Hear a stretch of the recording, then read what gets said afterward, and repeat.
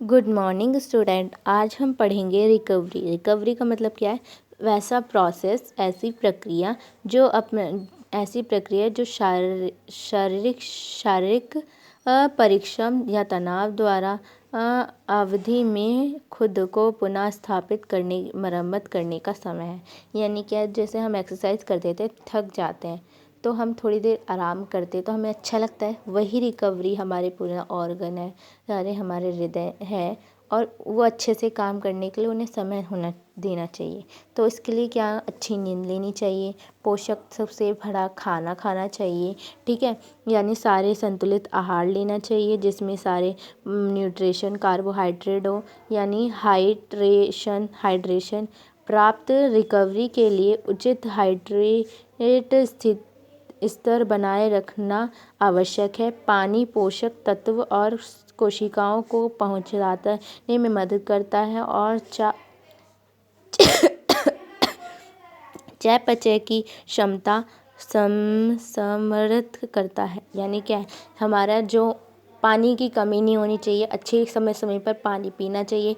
ये जो हमारे ऑर्गन को नरिश करता है, सॉफ्ट बनाता है, ठीक है।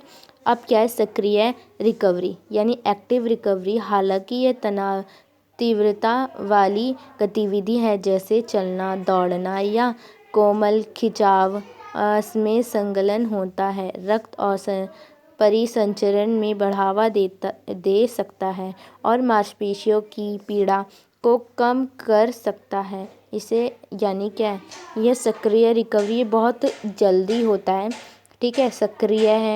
सक्रिय रिकवरी एक्टिविटी है, यानी हमारे सॉफ्ट तनाव, उसमें जो भी एक्सरसाइज करते हैं उसको हमारी मरम्मत करने में मदद करता है, ठीक है। और ये क्या है, फ्रॉम रोलिंग ऑफ मलिश यानी रोलिंग एंड मैसेजिंग, ठीक है। और के साथ ही जैसे वह मायोफ्रेजिक रिलीज तकनीक और मांसपेशियों के तनाव को कम करता है, लचीलेपन में सुधार लाता है, रिकवरी में सहायता करने के लिए, प्रवाह बढ़ा देने के लिए कर सकता है। यानी क्या है, जो हमारे ब्लड सर्कुलेशन अच्छा होता है, क्या होता है, लचीलापन बढ़ जाता है, तो रिकवरी में बहुत इजी हो जाती है, ठीक है।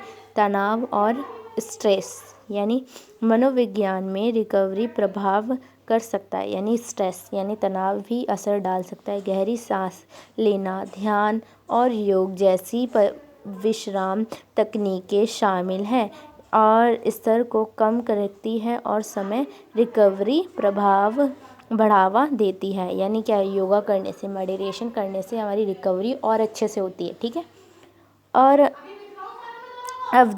अविधिता, ठीक है, अपने ट्रेनिंग या कार्यक्रम में नियोजित आराम और रिकवरी अवधि में शामिल करना महत्वपूर्ण है। यानी रिकवरी का टाइम देना ही बहुत अच्छा होता है, ठीक है।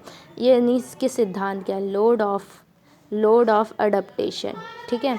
यानी क्या है, ट्रेनिंग लोड व्यक्तिगत क्षमता के अनुसार बढ़ाना चाहिए, यानी व्यक्ति की जितनी क्षमता उसके अनुसार बढ़ाना चाहिए, ठीक है, अनुरूप बढ़ाना चाहिए। ट्रेनिंग उचित चक्र और प्रसंगित किया जाना चाहिए, यानी नियमित समय से चक्र यानी टाइम होता है, ठीक है।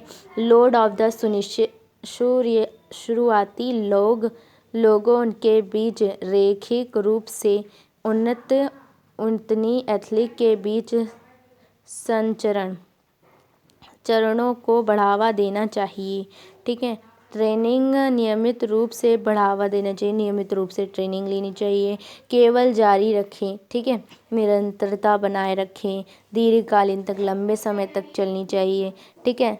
उचित तीव्रता और मात्रा का सिद्धांत, यानी क्या, ट्रेनिंग बीच और अनुपात में, यानी विश्राम और जो रिकवरी का टाइम है बैलेंस होना चाहिए, ठीक है।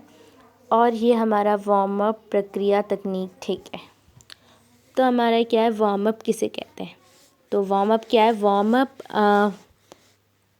वार्म अप व्यायाम शारीरिक गतिविधि के लिए की प्रक्रिया है, ठीक है। शरीर को एक्टिव बनाने की प्रक्रिया है, ठीक है। इसमें क्या है कि हमारे सक्रिय वार्म अप गतिविधि और संकलन शामिल है, यानी कि अपने शरीर को गर्म